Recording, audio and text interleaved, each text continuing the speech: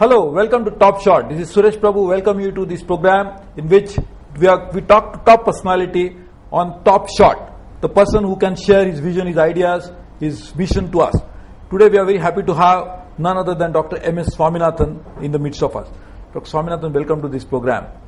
In fact, all of us are in the midst of a food crisis, but we are saved from another crisis probably which would have erupted many years ago thanks to your program of Green Revolution, which never happened. Tell me something, let me tell you about myself first. I had all a great admiration for you as a child, as a student, all the time thinking that one day I must come and meet this great Dr. M.S. Swaminathan.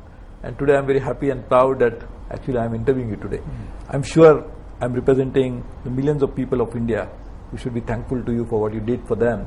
How do you feel to be liked by so many people, admired by millions of people? How do you feel about it? Well, it's always a good feeling to know that you are doing something useful to society at large. And particularly I'm very happy to share this discussion with you because I equally admire what you have done, what you are contributing to our nation. I think I started working in agriculture at a critical time in our history. In fact, my father died when I was very young, but they wanted me to go to medical profession because he was a medical doctor. We had a very good hospital and so on. But I was studying in Thiruvananthapuram in 1940 to 44 at the Maharaja's College for my BS, Bachelor of Science. That is when every day the newspapers, the Bengal famine, all of us, all young students at that time were highly nationalistic, great followers of Mahatma Gandhi, Jawaharlal Nehru and the freedom struggle. We knew that someday or the other soon freedom will come. So I asked myself, what can I do for my country when we become free? And I thought the best way is to work in the field of agricultural science. Science in the sense that you can have a larger impact. So I changed my tack and went to an agricultural college at Coimbatore. And then for the last 60 years, what my wife called a single track mind, agriculture has been my mission, my passion, my work and my life. And it has brought me into contact with the best of humankind, namely the farm women and men of our country. I think we don't realize, some people say you are a father of the Green Revolution. I always say the only thing I know is I'm father of 3 young ladies, lovely children, that's all. But the other father is really the farm women and men who have worked very hard, under difficult circumstances, sun and rain, sometimes there is drought, sometimes there is flood. Just before you harvest, there could be a hailstorm which hits your crop. So we don't understand urban people under what conditions farmers are producing food for our people. So it has been they have been my inspiration when I see the way in which they work, where they feed us. And you have to have in life, if you want to achieve something, obviously there has to be some inspiration that comes from the farmers. Of course you must have perspiration and above all, whatever you may call divine grace or good luck, all the three are necessary: inspiration, perspiration and luck or grace of God, depending upon your belief in God. So I think I have been very fortunate to have had all the three combinations, and that is why a small difference one could make. But tell me how this idea about bringing Green Revolution to India really started, because how this entire thing, how the process really got underway. Our independence was born in the backdrop of the Great Bengal famine. And in fact, in 1947, August 15th, when we had independence, the newspapers carried one section on independence, the other section on food scarcity in the country, food scarcity. And so there has been awareness in the political administration right from Jawaharlal Nehru's time that if agriculture goes wrong, nothing else may go right in our country. And a lot of work was done in the early days of the independence. I would say the large river valley projects, multi-purpose projects, some degree of rural infrastructure, the establishment of agricultural colleges and universities.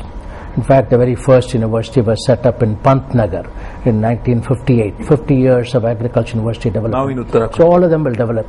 But still our production was not going up.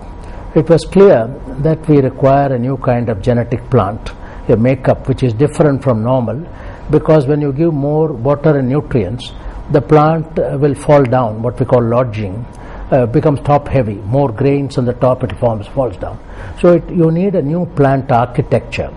We were looking for it. In the early 50s, we started work on what we call Indica Japonica hybridization program in rice. The purpose of it was to transfer genes from Japonica varieties of rice to Indica, what we consume. Japonica is more sticky, highly glutinous rice, good for chopsticks, but not so much for. So that program led to a few varieties like ADT 27, Mashuri, which were much higher yielding. We want to do same thing in wheat. Wheat, we were looking for dwarf varieties of wheat. For example, in the days of Mohenjo-daro, which is now in Pakistan, when wheat cultivation first started in India over 4,000 years ago. 4,000 Yes, that is, you see, we have got kernels of the Mohenjo-daro wheat. That wheat is a short variety called Triticum spherococcum. It was grown in Dera Ghazi Khan district of Punjab, which is now in Pakistan, very drought hardy. But it is a short variety, and the head is also short, the panicle as we call them. The yield was poor. In fact, I started my work by crossing that with our normal varieties, Punjab wheat varieties, but I found that it didn't work. Fortunately, in the late 50s, there were reports of a gene from Japan called the Norin 10, Norin dwarfing genes, which could cause dwarf. That was taken to the United States by one Dr. Solomon, who was with General MacArthur in the occupied Japan after World War II, because they scanned the whole of Japan, Germany for new technological innovations. Then it was converted into a variety called Gaines. Even today, I think Gaines holds a world record for wheat yield, about 12 to 14 ton per hectare, developed by one Orville Vogel in Washington State. But Vogel gave the same material to Dr. Norman Borlaug, who was working in Mexico under a Rockefeller Foundation program. We got our seeds from Mexico because the hard red winter wheat of United States neither suits our palate nor our climate. Yeah. Therefore, we had to get from spring wheats from Mexico. And Norman Borlaug, who was later on honored with the Nobel Peace Prize, extraordinary human being, he shared his material with us. The very first material came in 1963, and within 2 years it was clear there was going to be a major breakthrough in our production. So we first developed a national demonstration program. Ultimately, the farmers, the proof of the pudding is the eating. Farmers are the judges of the usefulness of research results. I can do anything, but then they have to decide.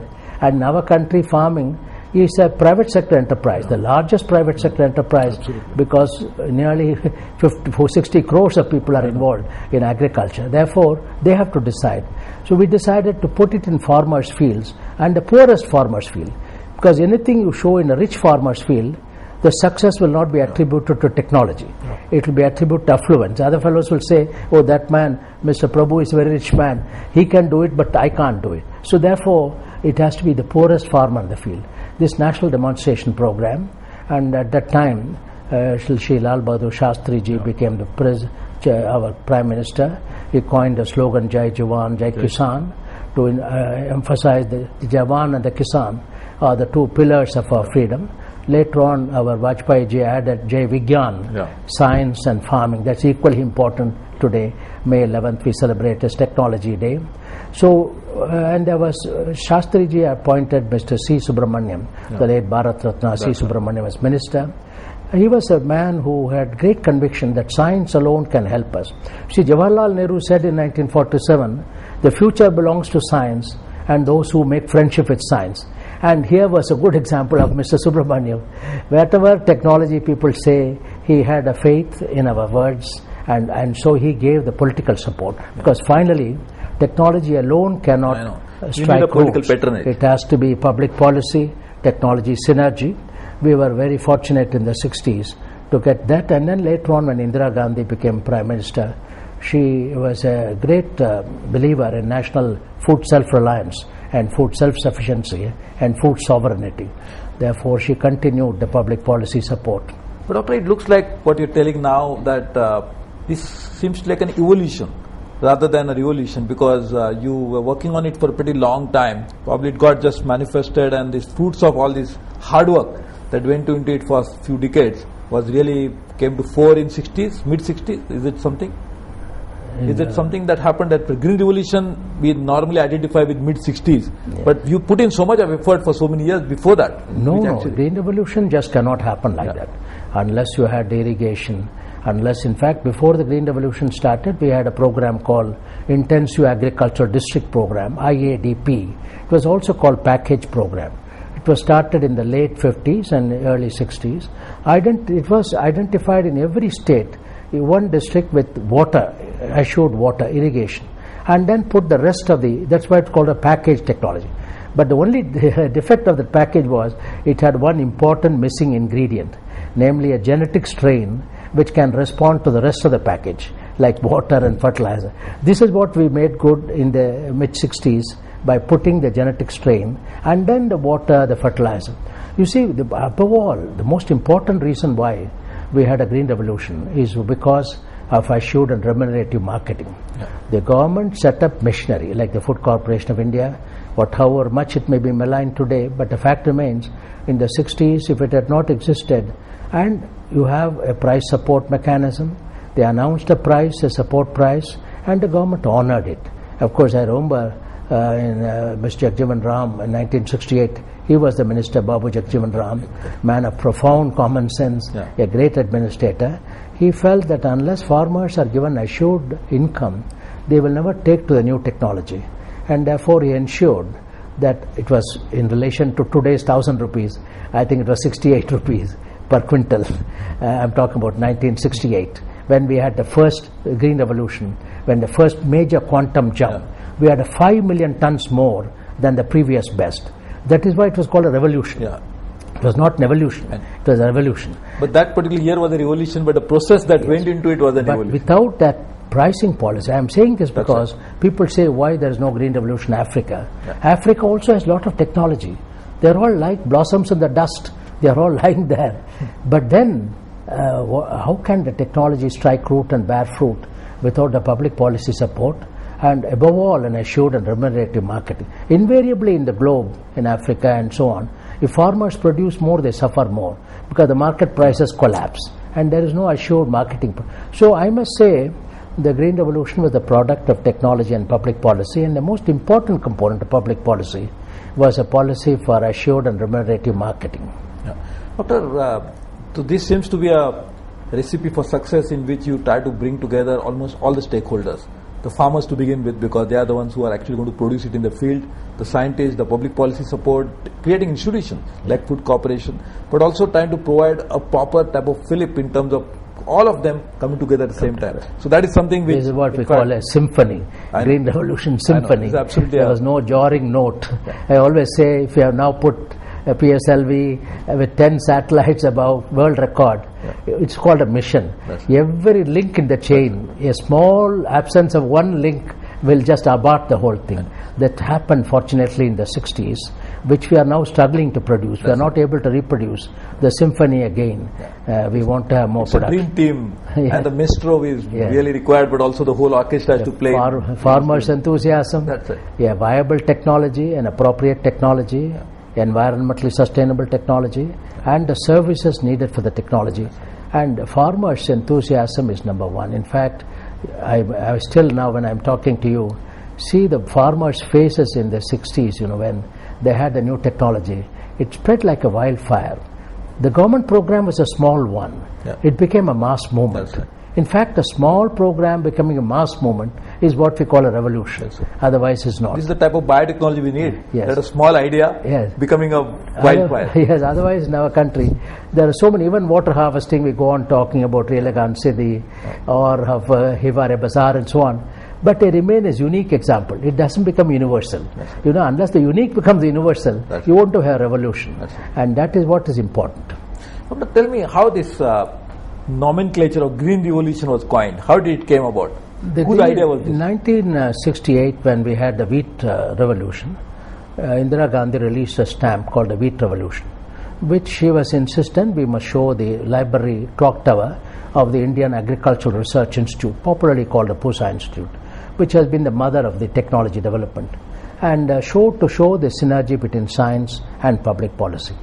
Well, then the whole the Wheat Revolution, the International Rice Research Institute in the Philippines, and before that Taiwan, they had a rice revolution. In other words, short varieties of rice, which came from China. The dwarfing gene in wheat came from Japan. The dwarfing gene from rice came from China. Taiwan, Taichung Native 1. In fact, I was sent in 1964 to Taiwan and brought some seeds of Taichung Native 1, Taichung 65 and so on. Later on, the International Rice Research Institute, which I had also the privilege of heading for some time in the 80s, that produces the miracle rice, as they call it. Miracle rice is the term of the media in 1968. Very high yielding, IR 8 tons, 9 tons and so on. So there was one Mr. William Gard in the US Department of Agriculture. He said instead of calling it wheat revolution, rice revolution, he called it the green revolution. The reason is, it is the green plants. We all survive. We are all living on the world as guests of the green plants and the farmers who cultivate them and produce food. Because green is the only one which can chlorophyll, which can absorb sunlight. That is why wherever there is green, like you have been propagating as Minister for Environment, the greening of India, because you want to capture. Now we say sequestration of carbon dioxide and the sunlight and so on. So the green revolution became a generic term instead of calling it a wheat revolution, maize revolution. In fact, the green revolution first started in the United States in 1945-46 with hybrid corn or hybrid maize. That was the first major technological breakthrough through genetics, hybrid vigor, hybrid corn. That was the starting point of a revolutionary change in yield. And then it got transmitted to wheat, rice, sorghum, jowar, bajra, and so on. I had seen in Maharashtra, in Vidarbha. Now Vidarbha very much news for wrong purposes. But when Vasantrao Naik was the chief minister, he showed me, taken to his farms, beautiful crops of jowar and so on. So all these new developments took place. And so the word green revolution became media saving. So media lapped it up as a green revolution. Now it is. And it's a good term. But people don't realize because some of them environmental criticize green revolution. I said, don't criticize the green revolution. Green is the color, you won't survive. After all, the Green Party in Germany is the environmental party. Green is the color of the environment. But green revolution, when become greed revolution, then things go wrong. Over-exploitation of the groundwater, over-exploitation of the land mining and soil mining, the same genetic strain over large areas. They are all inviting disasters, as we now see in Punjab. I think we really need to discuss that. Tell me, Doctor, what was the contribution of United States into this entire green revolution? Because Secretary Freeman is also something. Did he actually play any useful role, and the United States did it? The United States role, I would say, mainly of two kinds. The first was immediately after our freedom, after Nehru's visit and discovery of America, as he called it. We got into collaboration with the United States in the development of our agriculture universities.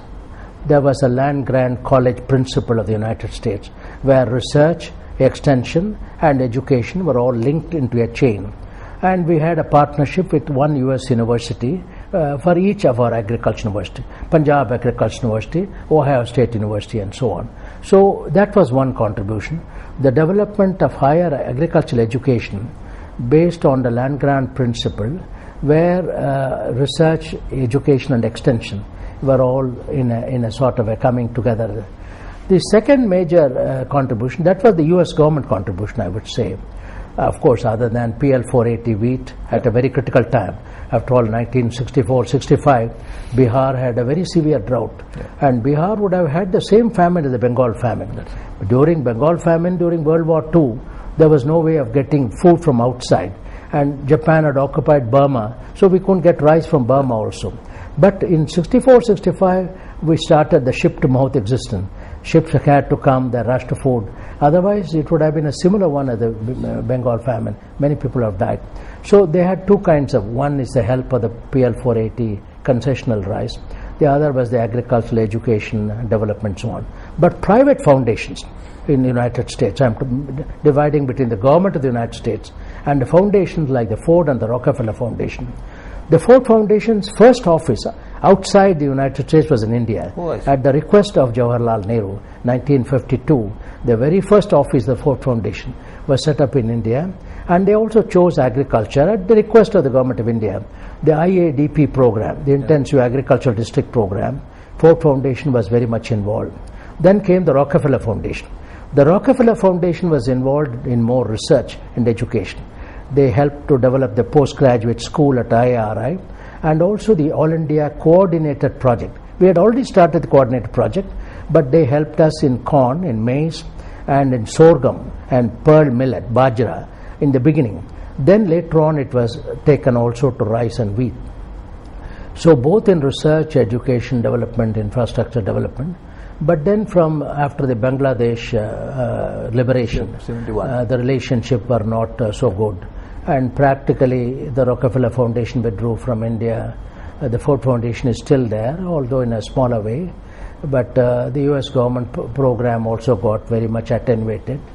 So I would say in the early years of independence, the US played a very dominant role in helping us to develop our agricultural research and educational infrastructure. So it's not just the government of US, but several non-governmental organizations from United States and even the scientists and the NGOs. Particularly the foundation, Rockefeller and Ford Foundation, played a very important role, I must say. United Nations, did it support at that particular time? The United Nations, the specialized organization FAO, the FAO had some small programs, and Dr. B.R. Sen became the Director General of FAO.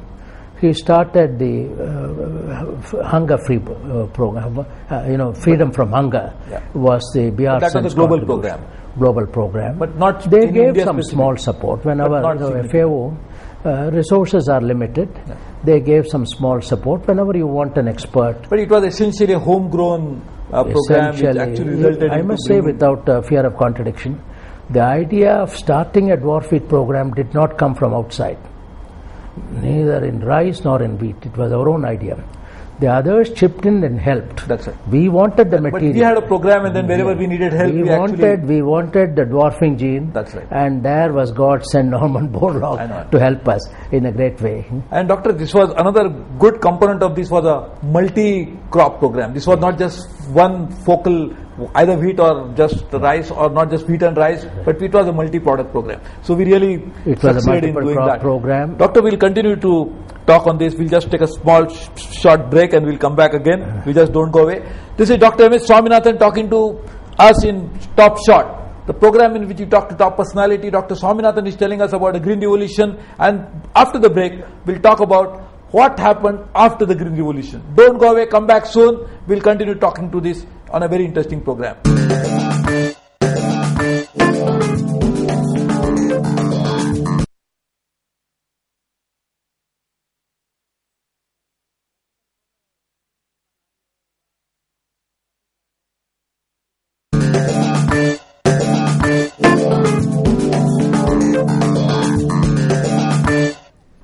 Welcome back. We are talking to Dr. M.S. Swaminathan, a father of Green Revolution in India, the person who has really made us proud in a program Top Shot. This is Suresh Prabhu talking to Dr. M.S. Swaminathan. Welcome back.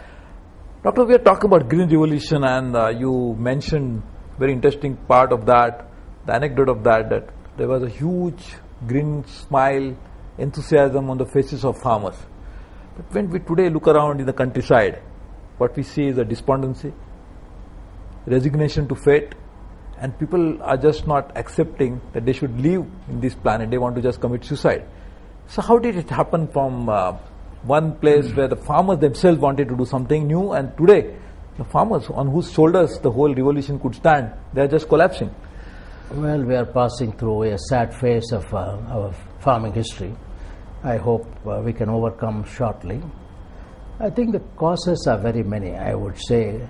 First of all, our population, Green Revolution days, population is 500 million. It is now 1,100 million and going up and up. The farm size has become smaller and smaller. And in spite of all our best efforts, irrigation covers about 40% of our area. That also not very assured irrigation, because even the Punjab, people have to rely on groundwater. Groundwater has been overexploited. In fact, the future of agriculture is at stake in these what we call the Green Revolution heartland, Punjab, Haryana, Western UP. So we have environmental problems. We have also, our marketing had always been, unfortunately, concentrated on wheat and rice, because government distributes in the public distribution system wheat and rice. All the other crops, particularly pulses, oil seeds, and also jowar, bajra, ragi, and number of millets we have, if they produce more farmers, there is no market, because the school feeding program, PDS, ICDS, everything depends upon wheat, rice, and so on. So we have shrunk our food basket also. In the past, there was a much wider. I remember whenever I used to go to Punjab, they will give makaka roti or bajri ki roti. All of them are now disappearing, gradually disappearing, except some people keep it up. So we have shrunk our food security base to a short extent. Marketing infrastructure is poor. Although we have been talking about rural go-downs, even my time started in 1978-79, a large rural go-down program, warehousing and so on. They have not caught on in that way. The rural infrastructure has been poor, and as government itself has been repeatedly saying, there has been a deceleration of investment, both private and public, in agriculture and rural infrastructure development in the countryside. And probably over a period of time there was a feeling that we have overcome the problem of production. There was a feeling of complacency. We had large food stocks with us, which enabled us to start Food for Work program, Antyodaya, Anna Yojana, and many others. But the fact remains that our food self-sufficiency was because 25% of our population was undernourished. If they all ate well, there will be no food self-sufficiency at all. So our grains were all right for the current levels of consumption, which were poor in terms of a large number of people. So, and then the urban classes with greater education. Mahatma Gandhi mentioned it long ago, 80 years ago. The divorce between intellect and labor is the bane of our agriculture. These are his words, brain and brawn. People think agriculture needs only brawn and no brain. And that again started developing because educated youth did not want to stay in agriculture. It was left in the hands of the more semi-literate, illiterate persons, farmers. And there was also increasing feminization of agriculture without any support services for women. They need number of support services, including creches and so on, which were not. So I would say the dichotomy between urban and rural development, which started growing with increasing prosperity and which got accelerated from the 90s onwards after our liberalization, unleashing the creativity of urban youth, we started. So we are today paying the price for a large number of factors have come together, unfortunately. They are all leading to acute distress on the part of the poorer farmers. And I would also say, when I was young, my father died, but I never felt the loss of my father because I was in a joint family. My father's brother looked after me and so on, as his own children. The whole joint family system, the social support systems which we had in the past have also broken down. Everybody, now look at Vidarbha. Why should a farmer commit suicide? The whole Gram Sabha should come to their help. They should know who are the farmers in distress. Everybody becomes individualistic and social support systems have collapsed. So we had, and it leads to the distress of the farmers.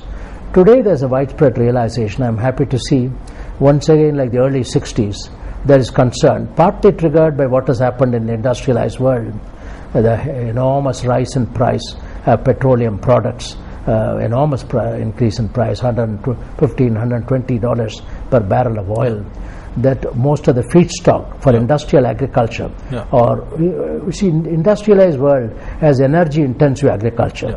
If you go to an American farm, everything is so mechanized, from sowing to the time it goes to the market, the whole thing is mechanized, all requires energy. Energy costs, the feedstock costs, the input costs have gone up. And I'm sorry to say, in a mistaken notion in our policy that consumer interests must be protected. But people forgot the largest segment of consumer are the producer. It is not like the US or Europe where 2 to 3% are in agriculture.